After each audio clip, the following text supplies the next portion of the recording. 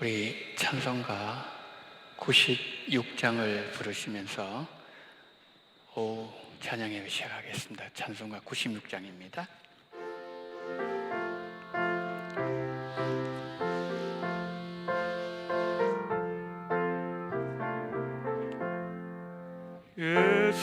예수님은 누구신가? 우는 자의 위로와 없는 자의 풍성이며 전한 자의 높음과 잡힌 자의 노임되고 우리 기쁨 되시네. 예수님은 누구신가? 약한 자의 강함과 눈먼 자의 미치시며 병든 자의 고침과 죽은 자의 부활되고 우리 생명 되시네. 예수님은 누구신가? 주원 자의 정함과 죽을 자의 생명이며 죄인들의 중보와 멸망자의 구원되고 우리 평화 되시네. 예수님은 누구신가? 온 교회의 머리와 온 세상의 구주시며 모든 왕의 왕이요 심판하실 주님 되고 우리 영광 되시네. 교회 소식 몇 가지 알려드리도록 하겠습니다. 먼저 우리 2021년 원동 축복 은혜를 우리 성도님들께 전달합니다. 주의 은혜와 평강이 늘 함께 하시고 또 올 한 해 영육간에 강건하시기를 축복합니다. 예배 안내를 드리겠습니다. 코로나19의 확산으로 사회적 거리두기가 2.5단계로 격상되면서 모든 예배를 비대면으로 드리게 됨을 알려드립니다. 1월 17일 주일까지 주일 오전 예배는 오전 11시 한 번 드리고 주일 오후 예배, 수요 예배, 새벽 기도회, 교육부서 예배는 정해진 시간에 비대면으로 드립니다. 향후 예배 일정에 변화가 있을 시에 광고 드리도록 하겠습니다. 전도주일 광고를 드립니다. 다음 주일이 전도주일인데요. 우리가 온라인으로 드리기 때문에 원래는 전도주일에 전도 대상자 작정을 하지 않습니까? 그런데 우리가 지금 할 수가 없는 상황입니다. 그래서 우리 성도님들께서는 댁에서 여러분 개인적으로 작정을 하십시오. 그래서 그 대상자를 위해서 1년 동안 기도해 주시면 감사하겠습니다. 그리고 2020년 하반기 재정감사 안내를 드립니다. 해당 부서는 교회 재정 지원을 받는 모든 부서고요.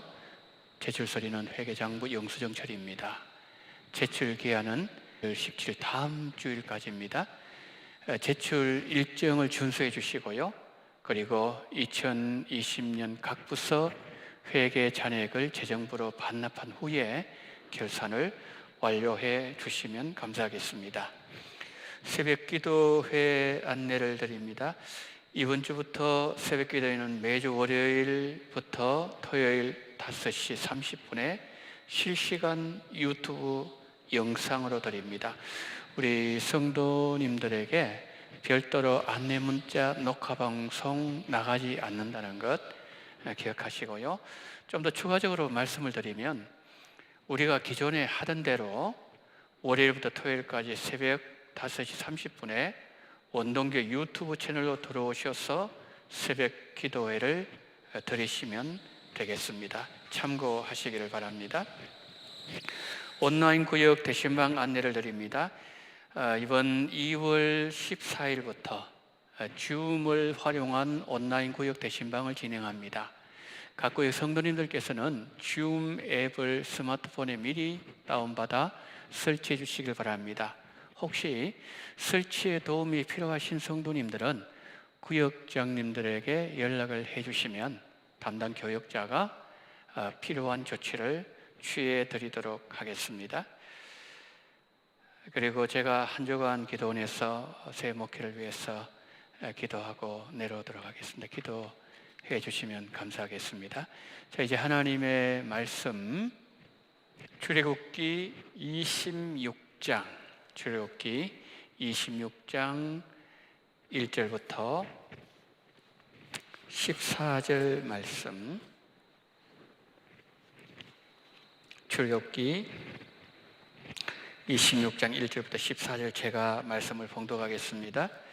너는 성막을 만들되 가늘게 꼰 배실과 청색, 자색, 홍색 실로 그룹을 정교하게 수놓은 10폭의 휘장을 만들지니 매 폭의 길이는 26규빗, 너비는 4규빗으로 각 폭의 장단을 갖게 하고 그 휘장 5폭을 서로 연결하며 다른 5폭도 서로 연결하고 그 휘장을 이을 끝 폭가에 청색고를 만들며 이어질 다른 끝 폭가에도 그와 같이 하고 휘장 끝 폭가에 고 50개를 달며 다른 휘장 끝 폭가에도 고 50개를 달고 그 고도를 서로 마주보게 하고 금갈고리 50개를 만들고 그 갈고리로 휘장을 연결하여 한 성막을 이룰지며 그 성막을 덮는 막 곧 휘장을 염소털로 만들되 11폭을 만들지며 각 폭의 길이는 30규빗, 너비는 4규빗으로 11폭의 길이를 갖게 하고 그 휘장 5폭을 서로 연결하며 또 6폭을 서로 연결하고 그 6째 폭 절반은 성막 전면에 접어 들이우고 휘장을 이을 끝 폭가에 고 50개를 달며 다른 이을 끝 폭가에도 고 50개를 달고 놋 갈고리 50개를 만들고 그 갈고리로 그 고를 꿰어 연결하여 한 막이 되게 하고 그 막 곧 휘장의 그 나머지 반폭은 성막 뒤에 늘어뜨리고 막 곧 휘장의 길이에 남은 것은 이쪽에 한 규빗 저쪽에 한 규빗씩 성막 좌우 양쪽에 덮어 늘어뜨리고 붉은 물들인 수량의 가죽으로 막의 덮개를 만들고 해달의 가죽으로 그 윗덮개를 만들지니라. 아멘.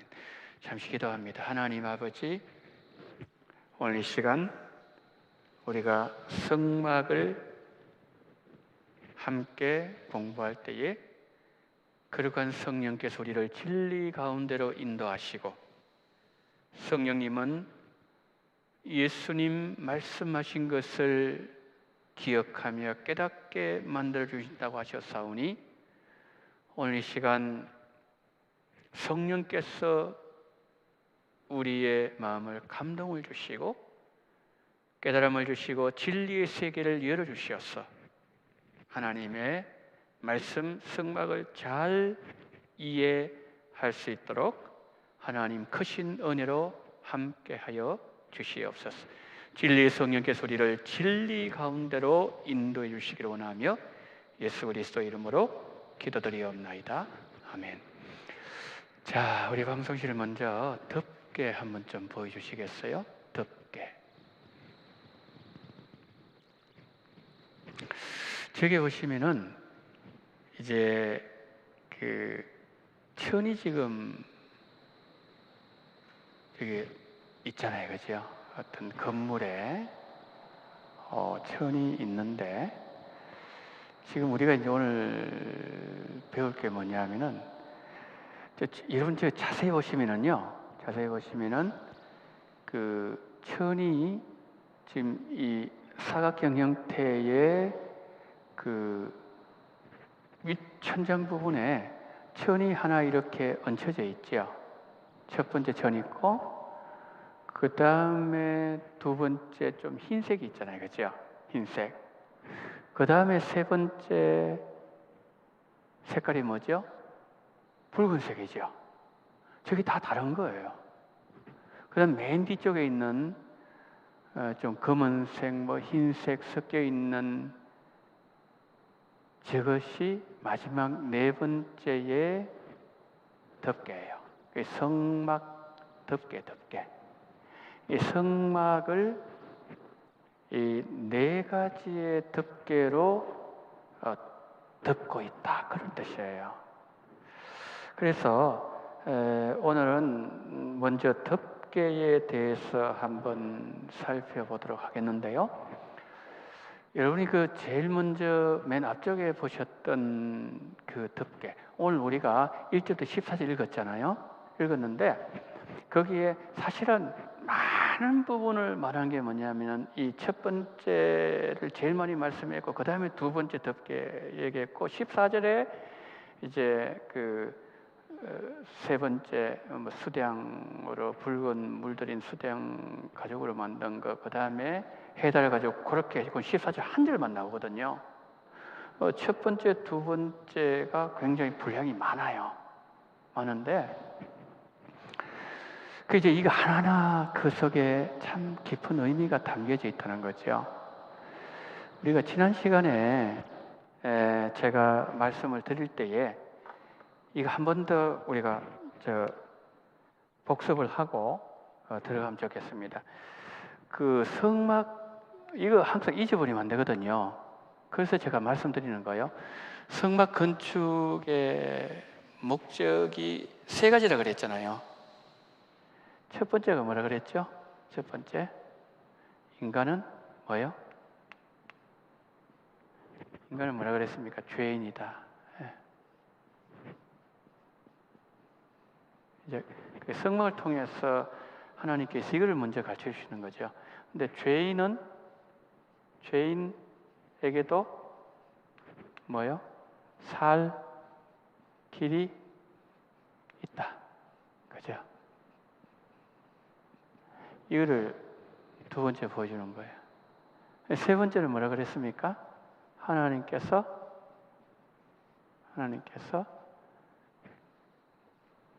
죄인들 가운데 거하신다. 그죠? 가운데 거하신다. 이거 가르쳐 주려고 그 성막을 건축하게 만드셨다는 거잖아요. 그죠? 인간은 죄인이고, 근데 죄인은 죽어야 되는데, 죄인에도 살 길이 있다. 그 길은 뭐냐면, 하나님이 죄인들 가운데 거하시는, 이것이 뭐냐면은, 그 복음이라는 거죠.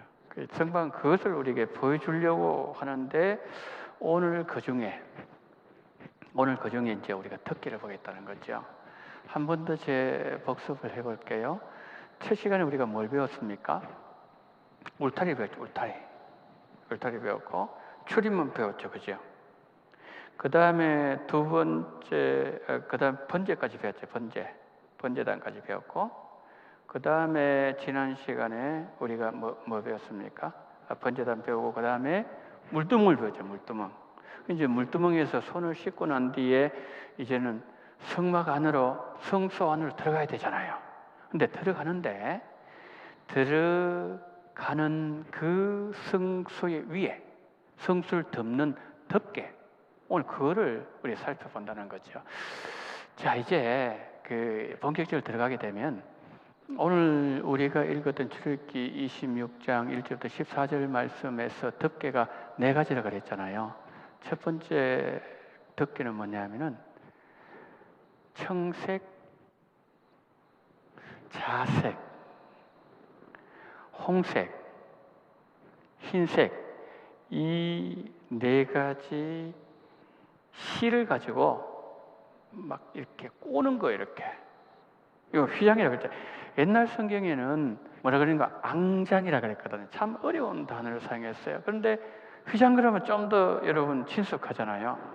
그 휘장을 이렇게 제일 우리 아까 그림에서 맨 앞에서 봤던 것처럼 그 휘장은 실로 가지고 이렇게 다 짜서 만드는데 그 실이 뭐냐면 청색 실과 자색 실과 홍색 실과 그 다음에 흰색 실, 이 네 가지를 가지고 막 이렇게 짰단 말이에요. 휘장을.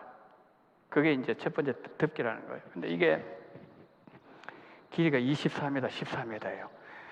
그 지난 말씀드렸죠. 여기서 여기까지가 몇 미터라 그랬죠? 18m 그랬죠. 18m. 그러니까 24m 이후보다 훨씬 더 길다는 거죠. 그러니까 이게 이 덮개가요 굉장히 큰 거예요. 이게 18m인데 이거보다 6m 더 나가게 되니까 굉장히 컸습니다. 그리고 이 폭이 또 14m. 이 보통 큰 게 아니에요. 근데 그것을 이제 만들 때 첫 번째 덮개를 만들 때 제일 밑에 까는 거예요. 말하자면은 성소의 제일 안쪽에 깔고 그 다음에 두 번째 염소털 깔고 세 번째 붉은 피로물 들인 수장 가지고 깔고 네 번째 해달 가지고 까는데 첫 번째 이 덮개를 만들 때에 청색, 자색, 홍색, 흰색 실을 가지고 짰단 말이에요. 이렇게. 그럼 다 그 의미가 다 있는 거예요. 그러니까 그 성막을 우리에게 말씀할 때 제가 뭐라 그랬죠? 다 예수님을 보여준다고 했잖아요. 예수님 성품을 보여주고 예수님의 사역을 보여주고 예수님 그분 자신을 보여주는 게 성막이라고 말씀드렸어요. 자, 그러면은 이 실을 가지고 덮개를 만든 첫 번째 청색 실은 무슨 의미냐는 거죠. 청색 실. 청색은 하늘색 아니겠어요? 하늘. 이게 어떤 뜻일까요? 땅과 하늘을 한번 생각해 보세요. 이 땅은 인간들이 죄를 범해서 이 소망이 없는 땅 아니겠어요? 하늘, 거기에서 천국이 있는 하늘, 여기 생명. 그러니까 생명이신 그리스도. 그걸 뭡니까? 이 청색 실 하나 이게 보여준다는 거예요. 그러니까 하나님은 그저만 모세한테 이렇게 말한 게 하나도 없었어요. 그 다음에 두 번째 무슨 실이라 그랬죠? 두 번째 실은 자색이에요. 예수님 그 부자와 거지 나사로 비유해서 부자는 자색 옷을 입고 날마다 연락하니 그랬어요. 그렇죠? 자색 옷이 뭐죠? 이거는 왕족들이 입는 옷이에요. 그 예수님 왕이라는 뜻이. 그 다음에 세 번째 어떤 실이라 그랬어요? 붉은색, 홍색. 예수님의 십자가 피 흘리심. 그 다음에 네 번째 어떤 실이에요? 흰색 실. 우리가 왜 부활절에 왜 흰색 옷을 입는 거죠? 흰색 천사들 그거 입었잖아요. 그게 부활. 예수님 부활. 자, 그러니까 보세요. 그 덮개를 하나를 만들면서도 그 속에 네 가지 이 실을 가지고 막 꼬았다 그랬거든요. 자, 첫 번째 뭐 예수님에게 영원한 생명이 있다. 예수님에게 영원한 생명이 있다. 그다음 두 번째 그 예수님이 왕으로 오셨다는 거죠. 요한복음 1장 11절 자기 땅에 오매 자기 백성이 영접하지 않았다 그랬어요. 그러면 자기 백성이 영접하지 않았다. 영접하지 않았다. 그 오신 분은 뭐예요? 왕이에요. 왕. 만왕의 왕. 그분이 오셨는데 영접하지 않았다. 자색. 그런데 그분이 어떻게 되셨어요? 십자가에서 피를 흘리셨어요. 홍색. 그리고 그분은 다시 뭐 하셨어요? 부활하셨어요. 그런데 이것이 막 꼬여 있다는 거죠. 그 예수님 안에는 영원한 왕의 그 모습만 있는 게 아니에요. 예수님이 영원한 생명의 모습만 있는 게 아니라니까요. 이게 다 마치 실이 막 꼬이고 막 이렇게 하나 되는 것처럼 예수님에게는 영원한 생명도 있고 예수님은 그분 만왕의 왕이시고 예수님 십자가 못 받으시고 예수님은 부활. 그러니까 예수님을 가지고 부활, 예수님 부활 이걸 가지고 예수님을 그러면 안 된다는 거죠. 이게 모든 것이 뭐죠? 다 예수님 안에 다 연합되어 있다. 그걸 보여주는 거예요. 그 다음에 두 번째로 덮개를 만든 게 염소털이거든요. 염소털. 레위기 16장을 보게 되면은 뭐가 나오는가 하면은 레위기 16장에 대속죄일이 나와요. 대속죄일. 대속죄일이 나오는데 그 대속죄일에 염소 2마리를 준비하거든요. 염소 2마리를 준비하는데 그 첫 번째는 뭐냐 하면은 여호와를 위하여 염소 1마리를 준비하는 거예요. 그 다음에 아사셀을 위해서 또 염소 1마리를 준비해요. 그래서 이 염소를 잡거든요. 잡아가지고 피를 흘려가지고 이제 제단에 그렇게 뿌린 다음에 백성들을 위해서 그렇게 한단 말이에요. 이렇게 죄를 고백하고 그 다음에 이 아사셀을 위해서 이 선택된 이 염소는 어떻게 이는 안 잡아요. 한 사람이 이 죄를 이스라엘 백성 죄를 이렇게 고백해서 한사원한테 이제 끌고 갑니다. 어딜 가는가 하면 저 멀리 무인지경이라고 그랬어요. 그 이스라엘은 광야가 많지 않습니까? 저 광야 무인지경까지 가가지고 그 염소를 거기서 풀어버리고 그냥 오는 거예요. 그러면은 한번 생각해 보십시다. 광야인데 풀도 없어. 뭐 물도 없어. 그럼 그 염소의 운명은 어떻게 될까요? 2가지 중에 하나겠죠. 첫 번째, 맹수에게 잡혀 먹든지, 두 번째, 굶어 죽든지. 뭐죠? 버림당하신 하나님의 아들 예수 그리스도. 이 두 번째 덮개. 네. 근데 그 예수님 버림당하신 예수 그리스도, 그 예수님의 은혜의 덮개 안에서 죄인이 하나님을 향해서 나아가는 거예요. 이 하나님이 계시는 하나님의 영광의 자리는 어디죠? 지성소라고 했잖아요. 출애굽기 20원이 나와 있잖아요. 거기에 너가 내가 만날 장소는 속죄소 위에 시언자라 그랬단 말이에요. 거기서 내가 너를 만난다 그랬단 말이에요. 그것에까지 가야 하나님 만날 수 있는데 하나님 거기 계시는 거예요. 그런데 이 죄를 지은 인간이 하나님 앞에 만나기 위해서 나가는 거예요. 이게 성막 제사 아니겠어요? 나가는데 뭐 속에? 버림받으신 주님의 은총의 세계 속에서 죄인은 하나님께로 나아갈 수 있는 자격이 있는 거예요. 그걸 보여준다는 거예요. 그러니까 성막에서 예수님이 얼마나 중요하다는 것을 이렇게 보여줍니다. 이 세상 종교가 많아요. 유대교, 예수님 인정합니까? 인정 안 하잖아요. 이슬람, 예수님은 선지 중에 한 사람일 뿐이에요. 천주교, 마리아를 통해서 가는 거예요. 그런데 성경은 어떻게 말씀하고 있는 거죠? 하나님은 예수님 안에서만 죄인을 만나주시는 거예요. 예수님의 십자가의 죽으심의 그 은총 안에 있을 때만 인간이 하나님 앞으로 나아갈 수 있는 길이 열려진다. 그러니까 여러분, 예수님이요 얼마나 소중한지 몰라요. 예수님이 그것을 두 번째 덮개를 통해서 보여주시는 거예요. 그 다음에 세 번째 덮개가 뭐라고요? 아까 우리 봤잖아요. 세 번째, 붉게 물들인 수량 가죽, 피 흘리신 예수 그리스도, 피 흘리신. 이게 이제 수량 가죽을 하면은 이게 좀 그 가죽이 좀 무슨 색, 저런 색, 아이보리나 이런 색깔 보통 되거든요. 근데 거기다가 붉은 그 동물 짐승의 피로 물들인다니까요. 그걸 가지고 덮는다. 아까 빨갛게 봤잖아요. 빨갛게. 그거 뭐죠? 피 흘리신 예수 그리스도.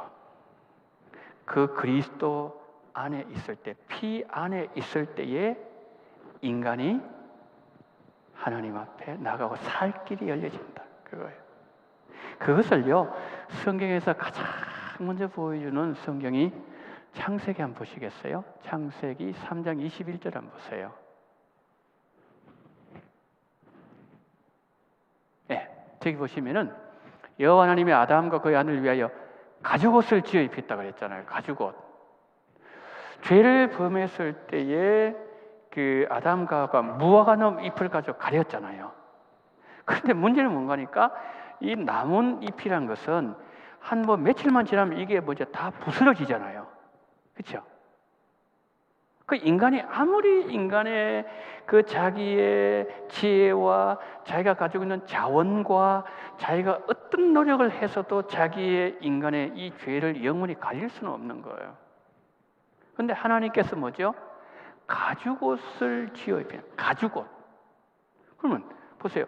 가죽옷을 지어 입혔다 이 속에는 그럼 동물이 죽어야 되잖아요.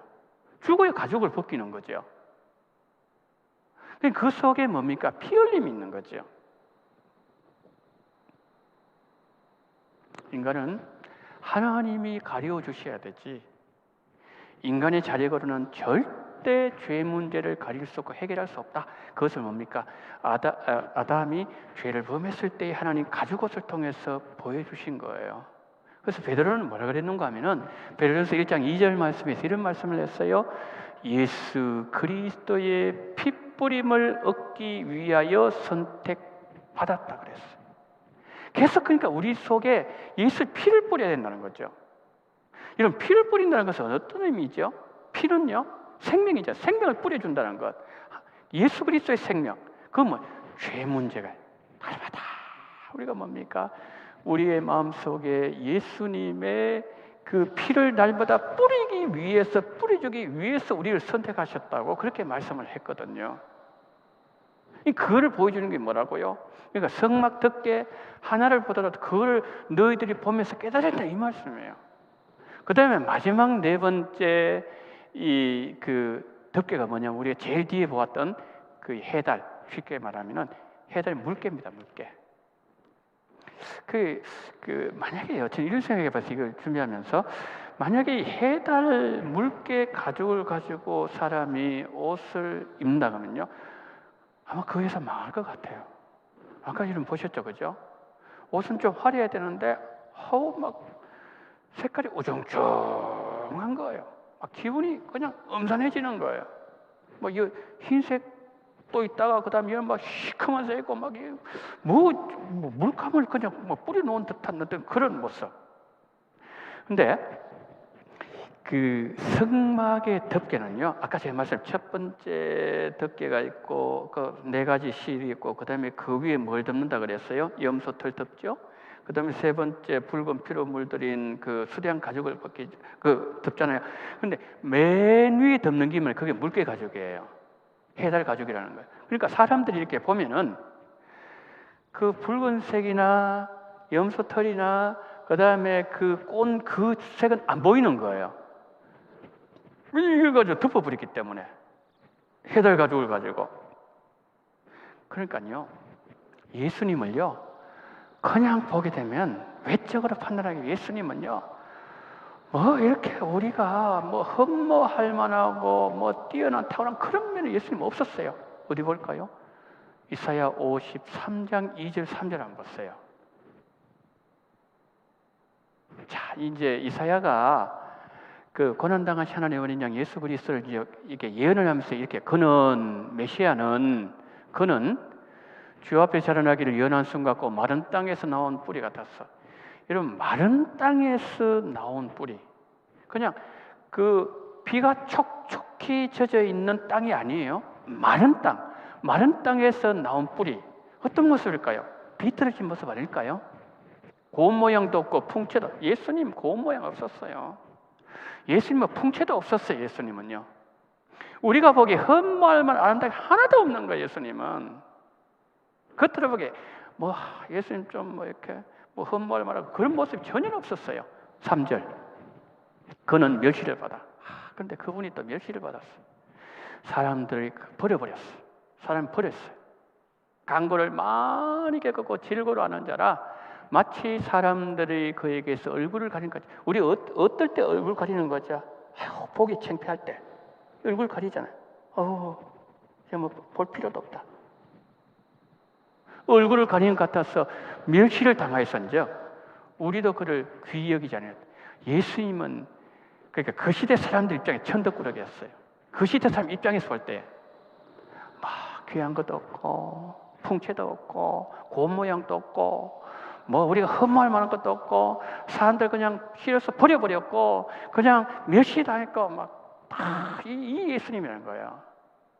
그러니까 예수님을 그냥 외적으로 보면은 그분의 탁월한 면은 하나도 없었다는 거예요. 예수님은 피조물의 경배를 받아야 될 만왕의 왕이셨지만은 그분은요, 이 땅에 오실 때 목소의 가정에 오셨죠. 동물의 구유에 태어나셨죠. 그 다음에 시골 나사렛에서 자라나셨죠. 아버지의 직업은, 육신의 아버지의 직업은 목수였잖아요. 예수님에게서 뭐 이렇게 본받아야 될 그런 거는 전혀 없었다 그런 말이에요. 그럴 때 이 예수님이 말이에요, 어느 날 복음을 전하시는데 사람들이 그냥 깜짝 놀라는 거예요. 우와, 저 지혜가 어디서 나왔느냐, 저 권능은 어디에서 나왔느냐. 사람들이 그냥 한결같은 얘기가 뭐냐면 어느 우리 시대의 선지자로부터, 제사장으로부터, 그리고 누구로부터도 이런 아주 주옥 같은 메시지를 들어본 적이 없다. 깜짝 놀란 거예요. 이 속에서 나오는 그 지혜가 그만큼 탁월했다는 거죠. 겉을 보기엔 안 그랬는데. 그런데 이 사람들이요, 가만히 생각하는 거예요. 주님의 외모를 보기 시작하는 거예요. 가정 형편을 안 봤어요. 육신의 부모를 한번 생각해 봤어요. 경제적인 면도 생각해 봤습니다. 사회적인 지위도 한번 생각해 봤어요. 그분의 출신을 한번 생각해 봤어요. 딱 결론 내렸습니다. 이 사람은 목수의 아들이 아니냐, 마리아의 아들이 아니냐, 그의 형제들과 그의 누이들 우리와 함께 앉아 있지 않느냐, 그러면서 예수를 배척한지라. 뭘 못 봤죠? 예수님의 신성을 못 봤어요. 인성만 보았다는 그런 뜻이죠. 여러분, 이 성막을 덮는 덮개, 이 덮개는 맨 위에 있는 것이 해달 가죽이에요. 해달 가죽. 예수를 겉으로만 보면 절대로 안 된다는 거예요. 안티기독교 세력, 겉으로만 보는 거예요. 겉으로 보니까 실망한 거죠. 예수님 당시에도 얼마나 많은 사람이 실망했습니까? 예수님 최고다면서 저분을 왕으로 삼아야 된다 가지고 따라왔지만은 그러나 마지막에 버렸잖아요. 십자가에서. 누구죠? 무리들, 유대인들, 제자들도 마찬가지예요. 제자들도 예수님의 십자가 앞에서 예수님을 버리고 다 도망갔잖아요. 우리도 이런 어리석음에 빠질 수 있다는 거예요.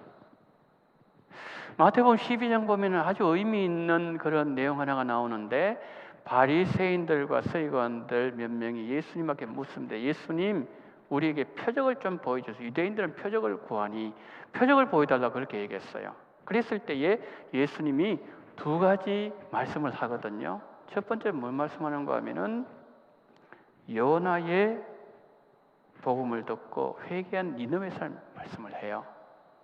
두 번째 뭘 말씀하는가 하면은 솔로몬에 대해서 말씀합니다. 그러면서 이제 솔로몬에 대해서 쭉 설명을 하시면서 솔로몬의 지혜를 얻기 위해서 수많은 사람들이 그 솔로몬을 찾아왔다는 거예요. 우리가 뭐 열왕기 상을 보게 되면은 그 솔로몬 당시에 얼마나 많은 사람이 그 수천리 수만리 밖에서 찾아오는데 조공을 다 갖다 바쳤다 그래요. 조공을, 그 지혜를 듣기 위해서. 그 솔로몬은 잠언 3천을 얘기했고요. 그리고 1005개 시를 노래했고요. 레바논의 백향목부터 시작해가지고요. 저 다음에 있는 우슬초까지요. 뭐 짐승, 물고기, 논하지 않는 것이, 논하지 못한 것이 없는 사람이 누구예요? 솔로몬이었어요. 근데 그 솔로몬에게 지혜를 듣기 위해서 많은 사람들, 솔로몬 시대는 은을 돌처럼 귀하게 여기지도 않았다 그랬어요. 은을. 솔로몬이 먹는 그 음식들을 보게 되면 좀 우리 정말 눈이 휘둥그레질 정도 아니겠습니까? 그 솔로몬이 성전을 건축한 그 집을 보는데 서방이 보고서 막 정신이 휘황해져 버렸다 그랬어요. 막 정신 나갈 정도였다. 어떻게 이런 이 건축물이 가능했냐? 그러면서 이 왕을 모시는 그대들이여, 그대들은 복받은 자들이로다. 서방이 그 말 했잖아요.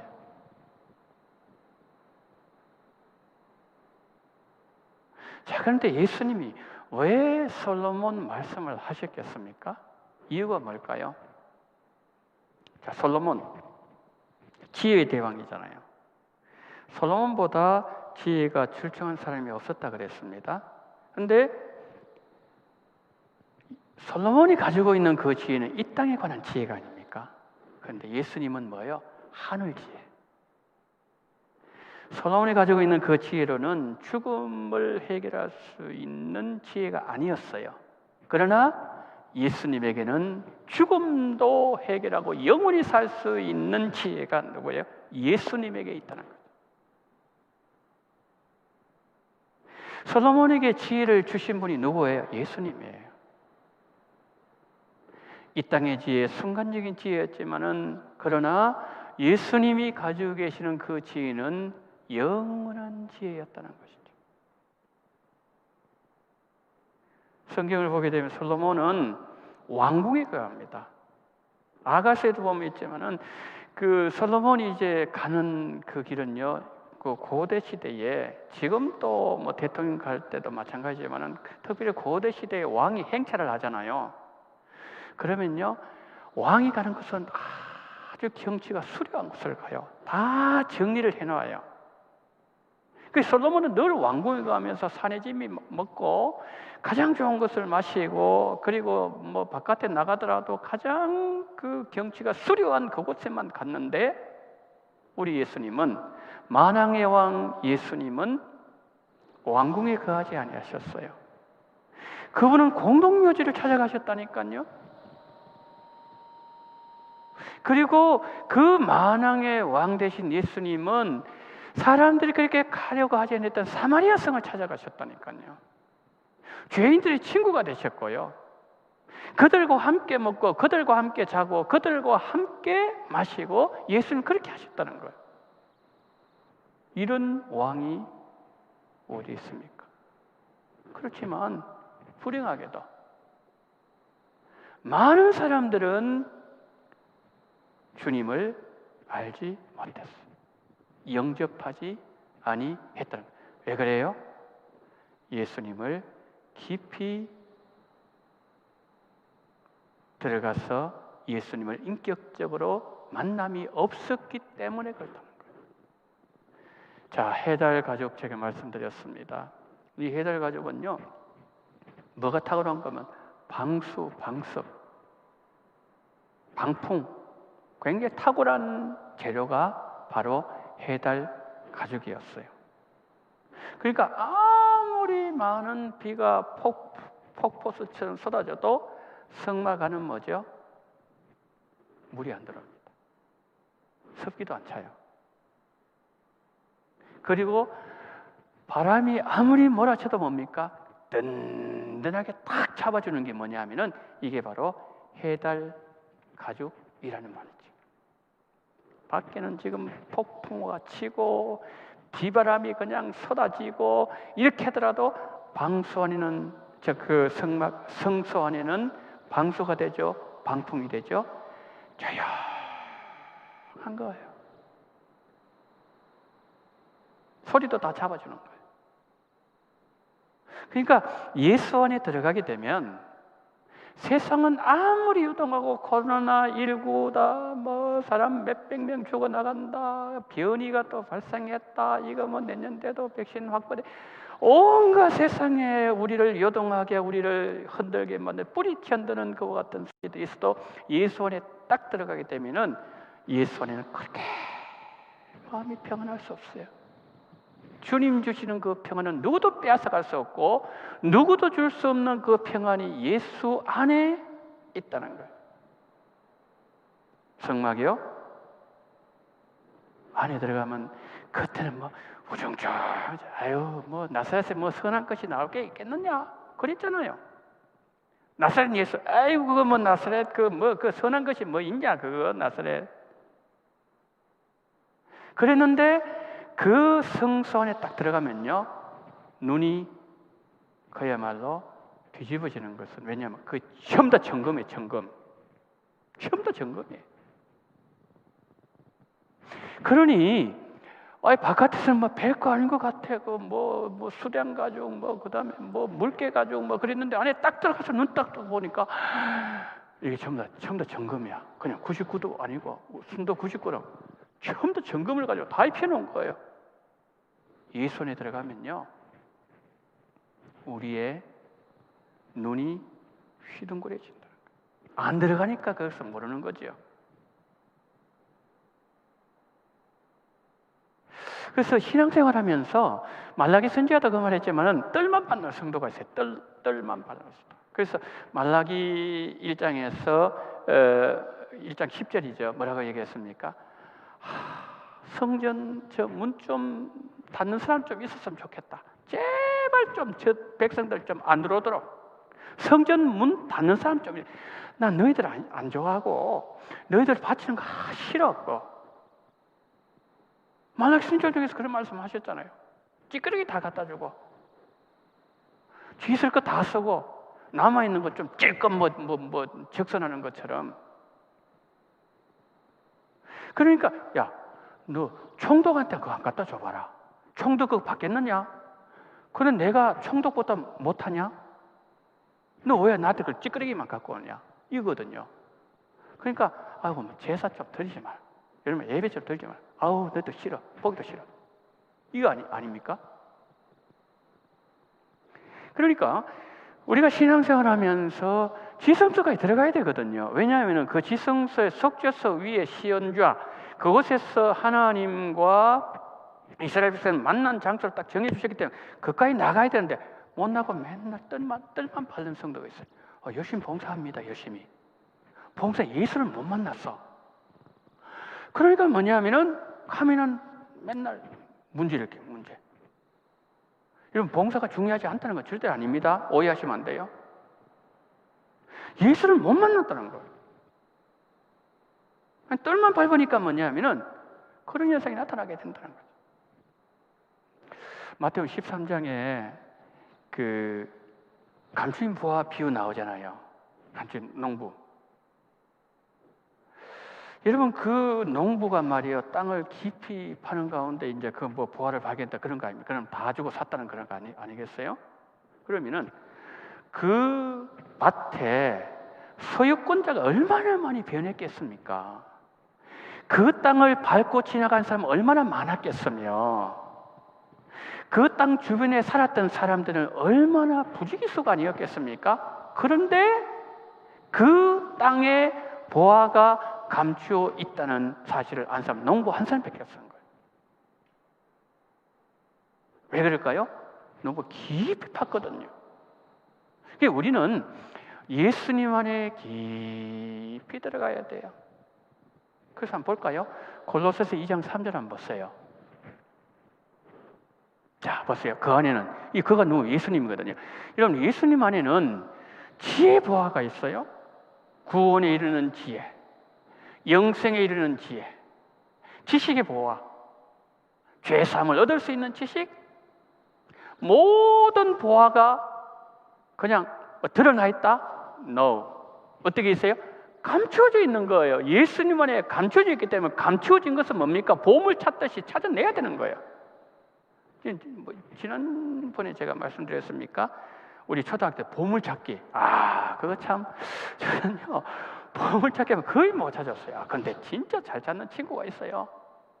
뭐 돌을 되게 받았고 뭐 풀을 뭐 차봐도 없고 왜 저는 뭐 없는데 그 친구는 착착착착 찾아내는 친구가 있어요. 뭐 4개 5개 연필도 타고 지우개도 타고 뭐 얼마나 부러운지 몰라요. 여러분 보화는요 감추어져 있는 거예요. 그렇기 때문에 뭐냐면은 그것을 찾아야 될 책임은 뭐예요? 찾는 그 사람에게 있는 거예요. 안 찾으면 뭐죠? 모른다는 거예요. 내 것이 못 된다는 거예요. 그래서 우리 예수님께서는 감추인 보화 비유를, 농부 비유를 말씀해 주셨고, 사도 바울을 통해서 하나님께서 뭡니까? 그 안에는 지혜와 지식의 모든 보화, 그냥 100가지 가운데 99가지 아니에요. 모든 all, 1000가지면 1000가지, 10,000가지, 10,000가지 모든 보화가 감추어져 있다는 거예요. 그래서 뭡니까? 찾아내야 된다. 우리가 어떻게 찾아냅니까? 기도를 통해서 찾아낼 수 있고, 하나님의 말씀 1년 가운데 계속해서 베레아 성도들처럼 하나님 말씀이 진실인가 하면서 계속 연구하고 하나님의 뜻을 구하고 기도하면서 예수님 만나게 달기도 하고, 예수님 무엇을 좋아하는지 오늘 오전에 배웠던 것처럼 정말 올 한 해는 하나님이 무엇을 심히 더 기뻐하시는지 그것을 구하는 그 삶, 이 삶이 뭐죠? 그 보화를 찾는 삶이에요. 이 삶이 있어야 된다는 거예요. 그 예수 안에 들어가야 된다는 거예요. 들어가야 된다는 거예요. 바깥에 가지고 예수님 그렇게 평가하지 말라는 거예요. 이제 듣게 이제 이렇게 우리가 봤고요. 그 다음에 이제 우리가 봐야 될 게 뭐냐면 등대거든요. 등대 혹시 준비하셨어요? 등대? 저 한번 보세요. 저게 지금 등대인데요. 아까 제가 정금이라고 했잖아요. 저 등대가요, 저게 전부 다 정금이에요. 저게. 근데 참 올리압과 이 부사렐 이런 사람 통해서 이제 저걸 만들었잖아요. 근데 저게요, 1달란트입니다. 1달란트. 근데 저도 참 이해하기 힘드는 게, 보세요. 금 1달란트 보통 뭐 20에 40kg인데 보통 이제 33kg 정도로 봅니다. 33kg 금덩어리가 있단 말이에요. 이거를 가지고 저걸 만들어낸 거예요. 여러분 같으면 만들 수 있겠습니까? 예를 들어서 금이 막 떡처럼 말이에요. 이렇게 막 쉽게 주물리면 쭉쭉쭉쭉 이렇게 뭐 만들어지고, 저게 뭐 7가지 만들, 그게 아니잖아요. 금이 얼마나 딱딱합니까? 그렇잖아요. 근데 금 덩어리가 있는데, 그 금 덩어리 가지고 막 쪼개가지고 밑에 단 만들고 위에 이렇게 만들고, 그 다음에 이쪽으로 가지고 금을 쳐가지고 또 첫 번째 저거 만들고 두 번째 이게 보통 어려운 일 아니잖아요. 여러분 안 그렇습니까? 제 말 이해되시죠? 저 금덩어리가 저게 지금 만들어졌다니까요. 저거는 보통 실력까지 되지도 않을 뿐더러 이제 저걸 가지고 어떻게 만드는 거야? 망치를 가지고 탁탁탁탁 친단 말이에요. 이렇게. 그러니까 금덩어리 있으면 쳐가지고 밑에 만들고, 그 다음에 이쪽을 가지고 만들고 또 이렇게 또 만들고, 이 과정을 통해서 만든 게 저거란 말이에요. 저렇게 얼마나 정교합니까? 오늘 금 시세를 보니까요, 이게 이제 1달란트라 그랬는데 33kg를 치고 오늘 현재 금 1g의 가격이 66,321원이더라고요. 우리 지금 한국에 66,321원. 그럼 곱하기 1000 해야 되잖아요. 그럼 1kg 나오잖아요. 곱하기 1000 곱하기 33 하니까요, 얼마 나오는가 하면은 11억이 나와요. 11억 8,800만 나와요. 8,850만 원 나오더라고요. 그러니까 지금 저 하나를 가지고서 등잔 하나 가지고 저 가격이 그만큼 많이 나가는데, 사무엘상 12장 30절, 거기 보면 11장 30절 보면은 그 다윗이 쓴 왕관이요 1달란트라 그랬어요. 33kg의 금 관을 쓰고 있어요. 이 목이 어떻게 감당했는지 모르겠어요. 33kg. 여러분 33kg 쌀을 쥐고 있다고 생각해 보세요. 머리에 이고 있다고 생각해 보세요. 그런데 다윗이 썼던 그 왕관이 1달란트라니까요. 33kg를 이고 있었다니까요. 그런데 저게 지금 33kg라는 거예요. 근데 중요한 걸 뭔가 하니까, 저 성소 안에 들어가잖아요. 창문이 없습니다. 창문이 없다는 말은 무슨 말이죠? 빛이 들어올 공간이 없다 이 말이에요. 그거는 깜깜한 거예요. 성막 안에 들어가면 깜깜한 거예요. 그래서 뭐냐면은 하나님 말씀하셨어요. 저 등대의 불은 24시간 끄트리면 안 돼요. 끄트리면 안 됩니다. 계속해서 불타오를 수 있도록 만드는데, 그때 사용하는 심지도 그렇지만은 그 기름 가지고 태워야 되잖아요. 그죠? 근데 그 기름을 사용한 게 뭐냐면 그게 뭐 관유, 뭐 감람유 그거예요. 우리가 첫째 주일날 직분을 맡은 자의 자세는 우리 그 설교 말씀 들었잖아요. 그때 그 모세가 아론의 머리에 관유를 발랐다고 했어요. 관유, 이 감람유거든요. 이게 뭐냐, 성령이. 그러니까 우리가 안수하잖아요. 임직할 때 성령의 기름 부으심을 얘기하는 거예요. 그러니까 그 감람유가 계속해서 뭐냐면은 그 성막 안에 불타올라야지. 그렇지 않으면 불 끄지면 어떻게 될까요? 내 마음이 깜깜해지는 거예요. 여러분, 성령의 능력이 우리에게 임하지 않고 성령 우리와 함께하지 않으면요, 우리 마음은 완전히 지옥이 되는 거예요. 어디를 가야 될지 알지 판단을 못하는 거예요. 그러려는 거예요. 그래서 다윗이 시편 23편에서 뭐라고 말씀했는가 하면은 내 머리에 기름을 부으셨다 그랬죠. 원수의 목자 내게 상을 차신 내 머리에 기름을 부으신 내 잔이 넘치나이다. 기름 뭐죠? 성령이. 기름을 붓는 목적이 두 가지가 있었어요. 기름을 왜 보니까 첫 번째는 뭐냐면은 이 양들에게 이제 시편 23편을 가지고 말씀을 드리면은 그 기름을 붓는 목적이 양들을 보호하기 위해서예요. 그러니까 우리는 양이잖아요.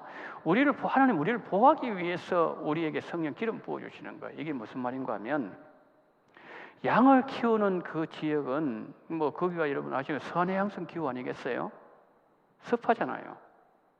그러면은 이제 그 봄이 되고 그러면은 양들이 이렇게 코에서 이 코를 이렇게 좀 흘릴 수 있죠. 그럼 여기 이제 점액질이 이렇게 생기잖아요. 그럼 파리가 그걸 참 좋아해요. 그 파리가 거기에 매일 뱅뱅뱅뱅 돌면서 거기 알을 깔려고, 알을 부화하려고 거기다가 앉는 거예요. 뭐 양이 잠을 잘 때나 그때 딱 가지고 알을 딱 부화하고 딱 날아가요. 그럼 이틀 딱 되면요, 애벌레가 부화되가 돼요. 그럼 이게요, 피부에 들어가기도 하지만 뇌 속으로 올라가기도 해요. 그러면 이 양이 미치는 거예요. 그래가지고 이 머리를 말입니다, 막 바위에 박기도 하고 막 뒹굴기도 하고.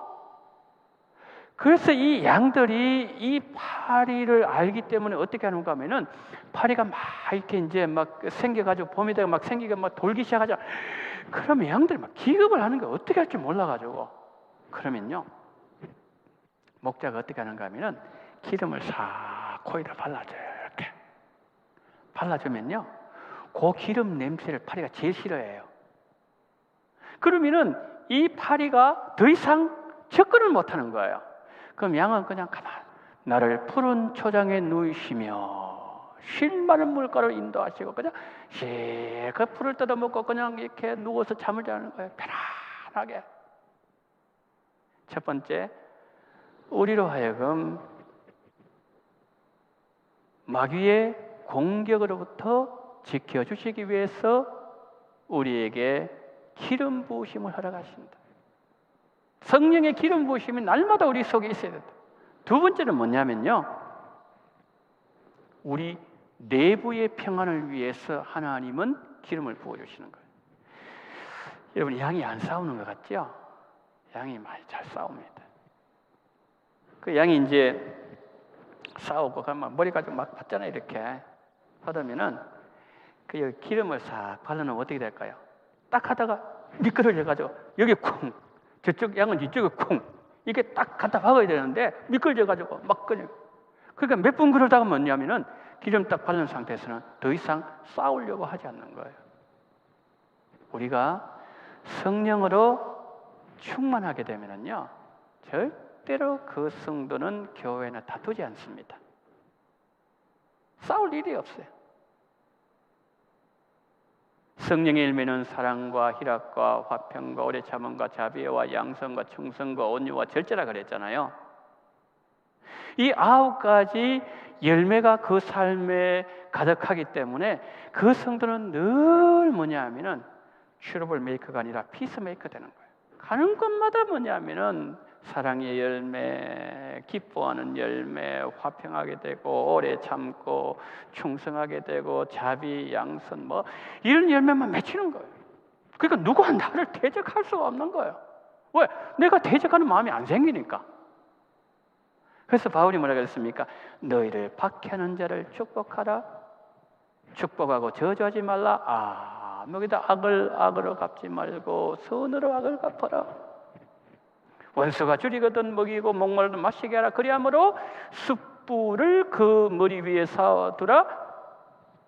선으로 악을 이기라. 그렇게 말씀했어요. 그러니까 이 모든 삶, 우리가 마귀로부터 보호를 받기 위해서, 그리고 우리가 우리 안에서 교회 공동체 안에서, 교회 밖에서, 교회 공동체 안에서 우리가 하나님 앞에 편안한 삶을, 원수가 없는 그 삶을 살기 위해서는 뭡니까? 우리가 날마다 우리의 머리에 기름 부으심이 있어야 된다. 어떤 기름 부으심? 성령의 기름 부으심. 이거 없이면은 맨날 율법적인 신앙생활이에요. 지적하고 그리고 용서 못하고 늘 그 삶의 영역에서 벗어날 수가 없다는 거지. 자, 그래서 우리가 이 등대를 보면서 우리가 또 한 번 더 깨닫게 되는 사실은, 우리가 성령으로 충만해야만이 바로 마귀의 공격으로부터 우리가 이 공격에 벗어날 수 있고, 그리고 내 마음에 평안이 임해가지고 늘 내가 예수님 사랑을 나누고 천국의 삶을 사는 것이 가능하다. 그러니까 하나님은 그것을 뭘 통해서 보여주셨다고요? 이 등대를 통해서, 등대 기름을 통해서 우리에게 보여. 그래서 제사장이요, 매일마다 이제 아침 가가지고 이렇게 등대를 다 이렇게 기름을 그럼 끓음이 생기잖아요. 끓음을 다 제거해주고 또 심지도 다시 갈아주고 또 기름도 넣어주고, 그 우리의 이 마음속에 영적 끓음이 생기지 않기 위해서 날마다 뭡니까? 기름을 채워주고 갈아주고, 이러한 작업들이 우리 속에서 매일마다 있어야 된다. 그래서 우리 안에서 절대로 어떤 일이 있더라도 등대 불은 꺼지면 안 된다. 꺼지면 안 되거든요. 내 안에 성령의 불이 사그라지기 시작할 때에 그때부터 어두움은 자동적으로 온다는 거예요. 참 이상한 것은 아무리 깜깜한 어두운 흑암의 장소랄지라도 성령불 하나만 탁 해도 뭡니까? 그냥 어둠이 쫙 물러가 버리죠. 그런데 그렇게 밝은 수만도에 예를 들어서 어떤 빛이 있다지라도 그것이 딱 사라지면 어둠이 확 밀려오잖아요. 그거 참 이상하죠. 우리 마음이 그렇다는 거예요. 그래서 오늘 또 우리가 이 성막을 통해서, 우리의 덮개를 통해서 예수님 안으로 들어가야 된다. 그리고 우리가 이 등대를 통해서 우리는 성령 충만해야 된다. 그러면 원수를 공격의 걱정도 없고 내 안에서 성령의 열매가 가득 맺히는 그와 같은 복된 삶을 살 수 있다는 사실을 오늘 바로 성막의 기후 2를 통해서 우리에게 말씀을 해주고 있는 거예요. 자, 오늘 일주일 동안 이런 삶을 사시길 축복합니다. 우리 한번 기도하십시다. 자, 기도합니다. 사랑이 많으신 우리 하나님 아버지, 오늘 하나님께서 우리에게 성막의 기후 가운데 덮개에 대해서 우리가 살펴보았습니다. 하나님 아버지, 그리고 또한 우리가 등대에 대해서 살펴보았습니다. 예수님은 겉으로 보기에는 정말 우리가 흠모할 만한 어떤 것도 가지지 못하신 분이었습니다. 예수님은 요셉의 가정에 왔습니다. 예수님은 태어나실 때도 동물의 마음간에서 태어나셨습니다. 예수님은 나사렛에서 자라나셨습니다. 예수님의 그 아버지 하나님이여 그 육신의 부모는 목수였습니다. 정말 보잘것없었습니다. 하나님, 그 예수님 보면서 사람들이 핍박하며 예수님을 멀리하며 배척했습니다. 주여, 우리가 예수님 안으로 더 깊이 들어가게 될 때에 모든 지혜와 지식의 보화가 감추어져 있다는 사실을 기억하면서 더 기도하게 도와주시옵시고, 더 성경을 연구하게 도와주시옵시고, 더 주님 앞에 가까이 나아감으로 말미암아 하나님 예수님의 깊고 깊은 그 아버지의 구원의 물을 길어낼 수 있는 우리들이 될 수 있도록 은혜를 베풀어 주시옵시고, 하나님 아버지 또한 우리가 아버지 성막 아버지 하나님 안에 있는 그 아버지 하나님이여 등대를 통하여서 우리의 마음속에 늘 성령으로 충만함으로 말미암아 마귀가 우리를 공격하지 못하도록, 우리에게 접근하지 못하도록 우리 모든 공동체 속에서 늘 하나님 아버지여 성령의 충만한 역사와 그 놀라운 아버지 하나님의 권능이 있음으로 말미암아 주를 영원롭게 하는 성령 충만한 삶, 날마다 성령의 기름 부으심이 우리 속에 넘쳐날 수 있도록 은혜를 베풀어 주시옵시고, 오늘 이 예배에 함께 우리 원동의 모든 성도님들에게도 이 놀라운 은혜가 풍성하게 넘치게 하여 주시옵소서. 우리 구주 예수 그리스도 이름으로 기도드리옵나이다. 아멘. 지금은 원동교회의 머리가 되시는 우리 구주 예수 그리스도의 은혜와 아버지 하나님의 극진하신 사랑하심과 성령님의 감동, 감화, 위로, 교통 충만하신 은총이 성막의 덮개가 되시고 우리에게 영원히 꺼지지 않는 생명의 빛이 되시는 예수님을 바라보며 또 예수님 앞에 깊이 깊이 들어가며, 그리고 또 우리 속에 늘 성령의 기름 부으심이 함께함으로 말미암아 성령의 감동과 성령의 운행하심과 성령의 함께하심이 늘 충만한 삶으로 하나님 앞에 영광 돌리기를 소원하며 고개 숙인 우리 원동의 모든 성도님들의 머리 위에와 이 나라 이 민족 위에 지금부터 영원토록 함께 있을지어다. 아멘.